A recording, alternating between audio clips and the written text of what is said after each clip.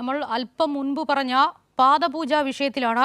ആലപ്പുഴയിലെ മാവേലിക്കര വിദ്യാധിരാജ വിദ്യാപീഠം സെൻട്രൽ സ്കൂളിൽ പാദപൂജ നടന്നിരിക്കുകയാണ്. അധ്യാപകരുടെ കാലിൽ വെള്ളം തളിച്ച് പൂക്കളിട്ട് പൂജിക്കുകയായിരുന്നു. ആലപ്പുഴയിൽ നിന്ന് ഷാജഹാൻ ചേരുന്നുണ്ട്. ഷാജഹാൻ, എപ്പോഴായിരുന്നു ഈ ഒരു സംഭവം നടന്നത്?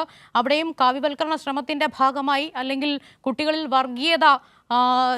വർഗീയ വിഷം കുത്തിവെക്കാനുള്ള ശ്രമത്തിന്റെ ഭാഗം കൂടിയല്ലേ ഈ നീക്കം? തീർച്ചയായിട്ടും ഇത് കഴിഞ്ഞ ദിവസമാണ് മാവേലിക്കര വിദ്യാധിരാജ സ്കൂളിലും സമാനമായ സംഭവം നടന്നത്. 101 വിദ്യാർത്ഥികളാണ് ഇത്തരത്തിൽ അധ്യാപകരുടെ പാദപൂജ നടത്തിയത്. കാലിൽ വെള്ളം തളിച്ച് പൂക്കളിട്ട് അധ്യാപകരെ പൂജിക്കുകയായിരുന്നു. മാനേജ്മെന്റിന്റെ നിർദ്ദേശപ്രകാരമാണ് ഇങ്ങനെ ഒരു ചടങ്ങ് സംഘടിപ്പിച്ചത്. ഇതിനു മുൻപ് സമാനമായ രീതിയിലുള്ള ചടങ്ങുകളൊന്നും തന്നെ ഉണ്ടായിരുന്നില്ല. നേരത്തെ സൂചിപ്പിച്ച പോലെ തന്നെ BJPയുടെ ഒരു അജണ്ടയുടെ ഭാഗമായിട്ടുള്ള ഒരു ചടങ്ങായിട്ട് വേണം നമുക്കിതിനെ കാണാൻ. കാര്യം ഇതിനു മുൻപ് മറ്റു സ്കൂളുകളിലോ ഒന്നും തന്നെ ഇത്തരം സംഭവങ്ങളൊന്നും ഉണ്ടായിരുന്നില്ല.